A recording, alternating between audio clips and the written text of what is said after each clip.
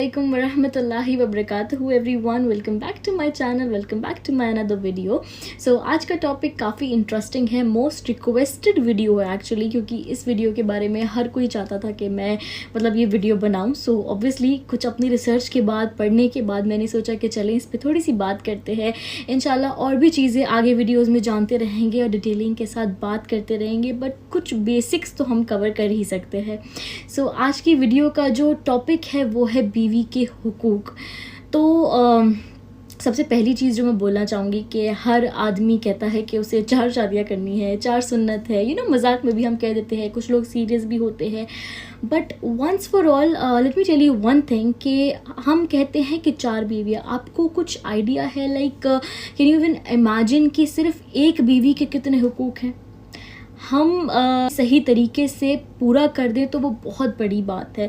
I am not saying कि 4 शादियाँ करना नहीं है या जो भी है, आई am not going on that topic, but मैं ये बताना चाह रही हूँ इस बात से कि एक बीवी के कितने अल्लाह सुब्हानहू व तआला ने एक शौहर पर उसको हक दिए हैं कि वो उसको पूरा करे। ये उसका फ़र्ज़ है जो हम बिल्कुल डिनाइल में हमने ये चीज़ डाल रखी है। बेशक हस्बैंड के भी वाइफ पे हस्बैंड के भी हुकूक हैं, बट सबसे पहले क्योंकि एक लड़की अपना घर बार, अपना लिविंग स्टाइल, अपना सब कुछ छोड़कर एक नया घर बसाती है अपने शौहर का, उसकी हर एक चीज़ का ख्याल रखती है, उसके बच्चों का, उसकी आने वाली नस्ल का एंड एवरीथिंग। और भी पता नहीं क्या क्या चीज़ें जिसको शायद हम डिस्कस भी नहीं करते हैं, क्योंकि वो चीज़ें हम इतना अप्रिशिएट ही नहीं करते, राइट। बट एक बीवी का बहुत बड़ा रोल होता है। सो मान लें अगर आप पूरे हुकूक भी अपनी वाइफ के नहीं अदा कर सकते तो कुछ तो कोशिश करें, एटलीस्ट सिंसियर कोशिश तो करें, ताकि अल्लाह सुब्हानहू व तआला से कबूल करे और आपकी बीवी इस चीज़ से खुश हो। क्योंकि जब बीवी खुश होती है तो घर का माहौल ऑब्वियसली अच्छा होता है, आपकी खुद की ज़िंदगी भी खुशहाल रहती है, वरना हर चीज़ डिस्टर्ब हो जाती है। आपकी औलाद की जो एक आप तरबियत करना चाहते हैं वो नहीं कर पाते, बिकॉज़ एक कपल की अंडरस्टैंडिंग, एक मियाँ बीवी का रिश्ता उसकी आने वाली नस्लों के लिए बहुत ज़्यादा डिपेंड करता है। क्योंकि वो जो माहौल देखता है, वो जैसा रवैया अपनी माँ का बाप के साथ या बाप का माँ के साथ देखता है, वो वही चीज़ अपने आगे के लिए एक कहते हैं हमारे माँ बाप भी हमारे लिए एक रोल मॉडल होते हैं, तो बिल्कुल होते हैं। हमारे नबी हमारे लिए रोल मॉडल है, नो डाउट, बट हमारे माँ बाप जो वो ज़ाहिरी देखता है, प्रैक्टिकल ज़िंदगी में देखता है, उसका वो काफ़ी ज़्यादा असर लेता है। जैसा वो रिएक्ट करता हुआ देखेगा अपने फादर को गुस्से में, जैसा वो अप्रिशिएट करता हुआ देखेगा अपनी माँ को, तो उसी तरह से वो आगे भी करेगा। एंड समवेयर समवॉट हम लोगों पे ये चीज़ें काफ़ी इफेक्ट करती है, हमें तकलीफ़ देती है जब हमारे बेटा या बेटी कुछ आगे करे, और हम नहीं जानते होते कि इसका रीज़न भी हम ही होते हैं। क्योंकि हर चीज़ हम अपने बच्चों को कह के नहीं सिखाते जितना, इसलिए हमें अपने बच्चों के लिए एक अच्छा रोल मॉडल बनना है। सो इन दैट केस सबसे पहली चीज़ आती है, देखिए बीवी के हुकूक के लिए अगर हम बात करें तो वो हम बहुत बेसिक से चल रहे हैं, तो इसीलिए मैं इस चीज़ के बारे में बात करूँगी। वो है मेहर की बात मैं इसलिए करना चाहती हूँ क्योंकि आज के कल्चर में, इस्लाम में तो नहीं, क्योंकि इस्लाम में कहीं नहीं है, कल्चर में डाउरी सिस्टम बहुत कॉमन है, बहुत ज़्यादा, यानी कि दहेज का सिस्टम। हमारे इस्लाम ने हमें मेहर दिया है, यानी कि लड़का लड़की को गिफ्ट देगा, ना कि लड़की वाले लड़के को। तो how beautiful it is, no. लेकिन हमारे कल्चर ने इसका बिल्कुल उल्टा कर दिया, एक हराम चीज़ को इतना कॉमन कर दिया। आजकल ये चीज़ इतनी ज़्यादा नॉर्मलाइज हो गई है, बल्कि कुछ गुनाह इतने नॉर्मलाइज हो गए हैं कि अब हमें गुनाह ही नहीं लगते, गलत ही नहीं लगते। मेहर एज अ गिफ्ट हस्बैंड अपनी वाइफ को देते हैं, और ये निकाह के टाइम एक अमाउंट डिसाइड होती है। It can be amount also और it can be a gift also. तो जो भी है, आप इसको, बेहतर ये है कि निकाह के फ़ौरन बाद दें, और अगर नहीं देते के साथ है और उसकी ढाल बना हुआ है, उसका सपोर्ट है और उसको इज्जत देता है, एहतराम, तो ये शुरू में बेशक it is difficult, but it will be very easy for her if you are her strength and support system.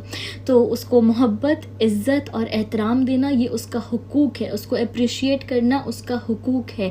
चाहे वो खाना अच्छा बनाती हो, नहीं बनाती हो, चाहे वो कुछ चीज़ें अच्छी करती हो, नहीं करती हो, चाहे उससे कुछ गलती हो जाए, बेशक आपको बहुत बड़ी गलती पे तो उसको समझाना है, उससे बात करनी है, बट देन अगेन उसको पब्लिकली कभी भी बेइज्जत नहीं करना है, अपने घर वालों के सामने कभी बेइज्जत नहीं करना है। आप उसे अकेले में कुछ चीज़ें समझा सकते हैं, बता सकते हैं, but you can never ever humiliate her in front of anybody, because वो आपकी इज्जत है और उसकी इज्जत करने में आपकी इज्जत है, ये उसका हुकूक है कि आप उसको कभी भी पब्लिकली बेइज्जत ना करें।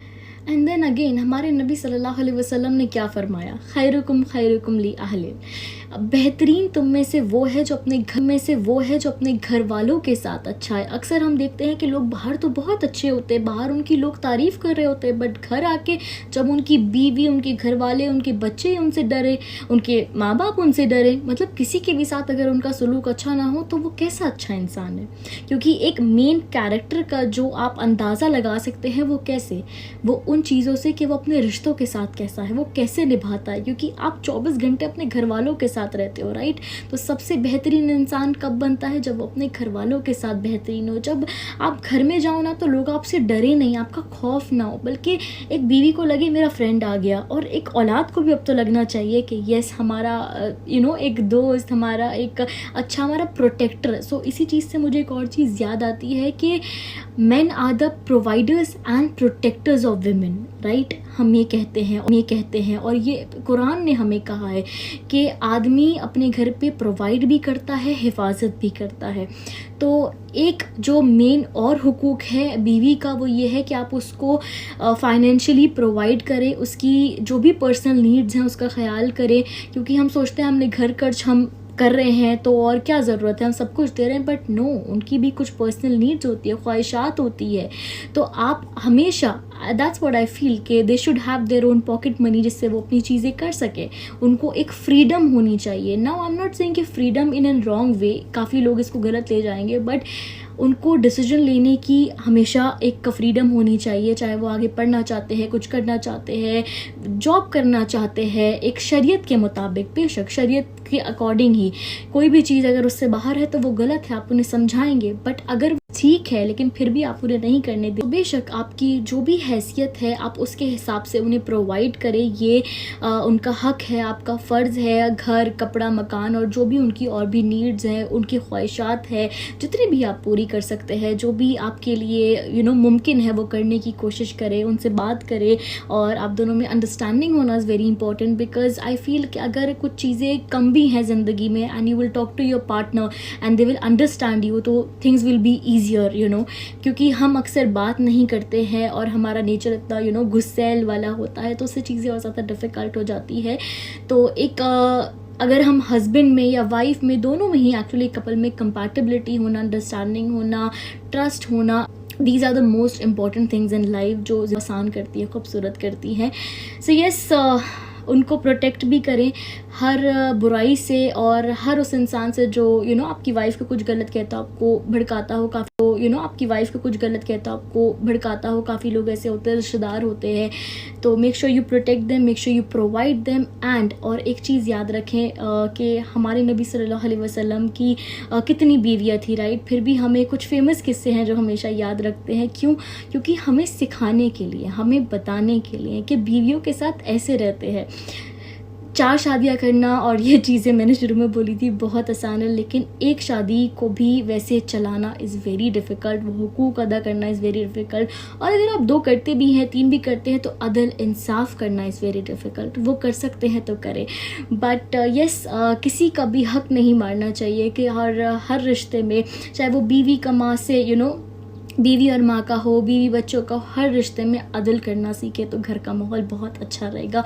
बैलेंस करना सीखे, balancing is the key for any relationship. अगर आप चाहते हैं आपके घर में सुकून, जब आप रिश्तों को बैलेंस करना सीखे, balancing is the key for any relationship. अगर आप चाहते हैं आपके घर में सुकून, जब आप रिश्तों को बैलेंस करना सीख जाएंगे, और क्योंकि हर रिश्ते का अपना एक मकाम होता है, माँ का अलग, बीवी का अलग। मैं ये इसलिए इस टॉपिक को थोड़ा सा एग्जैजरेट कर रही हूँ, क्योंकि यही जो चीज़ें होती हैं ये शादीशुदा ज़िंदगी में, छोटी छोटी हमारी गलती और बेवकूफ़ाना चीज़ों की वजह से हम अपने रिश्ते ख़राब कर देते हैं। तो इन चीज़ों का खूब ख्याल रखें। अल्लाह ताला ने हर रिश्ते का एक मर्तबा रखा है, उनके हुकूक अदा करें, क्योंकि अल्लाह ताला ने इस दुनिया में हमें कैसे जीना है, कैसे रहना है, कैसे रिश्तों को निभाना है, ये सब कुरान में बताया। ट्रस्ट मी, दीन इस्लाम बहुत सिंपल है। वो एक औरत को इतने दर्जे देता है, इतने मकाम देता है, इतने हुकूक देता है, इतना इज़्ज़त एहतराम देता है। व्हाट, अगर आप अरबिक कल्चर को देखेंगे, वहाँ देखेंगे तो वहाँ पे औरत को इतनी इज्जत दी जाती है। एक नॉर्मल औरत, एक स्ट्रेंजर, अजनबी, जिसको आप जानते भी नहीं, कि आप सोच भी नहीं सकते कि यहाँ पर जिसको जिसको आप जानते भी नहीं, कि आप सोच भी नहीं सकते कि यहाँ पर तो अगर हम अपने इंडियन कल्चर में देखें तो वो चीज़ नहीं दी जाती है। अनफॉर्चुनेटली हम औरत को कुछ समझते ही नहीं है। हालांकि औरत को अगर हम दीन पढ़ लेंगे तो शायद हम आँख भी ना उठा पाए, अपनी आवाज़ को थोड़ी भी ऊँची ना कर पाए। और ऊँची जो करते हैं, जो गुस्सा करते हैं, जो चिल्लाते हैं, जो तेज़ आवाज़ में बात करते हैं, I don't think they are man. क्योंकि एक मैन जो होता है, एक मर्द जो होता है, वो औरत से दब के चलने में उसको, और ये कहते भी कि एक बेहतरीन मर्द वो है जो अपनी औरतों से घर की दब के चले, ना कि वो जो दबा के चले। उसकी औरत उनकी औरतें उन पे राज करें। बेशक घर में डिसीजन मेकर आदमी होते हैं, लेकिन वो जो एक होता है ना कि औरत बहुत सिंपल होती है, बहुत नखरीली होती है, बहुत नाजुक होती है। तो अगर हम उन्हें, वो कहते हैं ना, ज़्यादा तोड़ने की, टेढ़ा करने की, कोई टेढ़ी पसरी से बनी है तो वो टूट जाएगी। तो इसीलिए deal with them very politely, very kindly, और फिर देखें उनकी वफादारी और उनकी मोहब्बत से वो आपके लिए कितना कुछ कर सकती है, वो आपके लिए कितना कुछ कर सकती है, कितने कितने मसलों में आपका साथ दे सकती है। So yes, that's it for the video. इस वीडियो के लिए बस इतना ही। आई होप मैंने थोड़ा बहुत बेसिक ज़रूर कवर किया होगा, अपनी बात समझाने की कोशिश करी होगी। मेरा मकसद इस वीडियो का यही था कि देखें, बेशक आदमियों के भी हुकूक होते हैं, एक शौहर के भी बहुत हुकूक होते हैं ज़िंदगी में। इंशाल्लाह मैं उस पर भी नेक्स्ट वीडियो बनाऊँगी। लेकिन सबसे पहली चीज़, एक औरत के लिए बहुत मुश्किल डिसीजन होता है to leave everything for his man. तो वो उस चीज़ को अप्रिशिएट करे, उनके छोटे छोटे एफर्ट्स को अप्रिशिएट करे। और आजकल जो तलाक के रीज़न्स हैं वो यही है कि मर्द थोड़ा सा अंडरस्टैंड नहीं करता, या दोनों में अंडरस्टैंडिंग नहीं होती है, या फिर प्रोवाइड ना करना उसकी छोटी छोटी चीज़ों के लिए, तो वो चीज़ें परेशान कर देती है। तो ये मेरा एक छोटा सा मकसद था इस वीडियो को बनाने का। आई होप हम सब इन चीज़ों पे अमल कर सके, और छोटा सा मकसद था इस वीडियो को बनाने का। आई होप हम सब इन चीज़ों पे अमल कर सके, और हम सब एक दूसरे के लिए, लाइक अपने हस्बैंड वाइफ के लिए, वाइफ हस्बैंड के लिए बेहतरीन लाइफ पार्टनर साबित हो, निभाने की कोशिश करें हर हाल में। क्योंकि ये वो रिश्ता है जिसकी अल्लाह सुब्हानहू व तआला ने बहुत मिसाल दी है, जो जन्नत में सबसे पहले हमारे साथ होगा, जो बनाया ये रिश्ता सबसे पहला गया, तो बहुत कीमती है। और इसको हर हाल में निभाने की कोशिश करें जितना हो सकता है। बेशक कोई ऐसी बहुत बड़ी बात है जहाँ मुश्किल हो जाते हैं कुछ रिश्ते निभाना, वो एक बहुत अलग सिनेरियो है, अभी मैं उस पर नहीं जाऊँगी। बट येस, खूबसूरत रिश्ता है तो deal with it very beautifully, and then Allah सुब्हानहू व तआला will bless it. Because Allah सुब्हानहू व तआला बहुत खुश होते हैं जब मियाँ बीवी एक दूसरे को देखकर मुस्कुराते हैं, एक दूसरे से मोहब्बत करते हैं।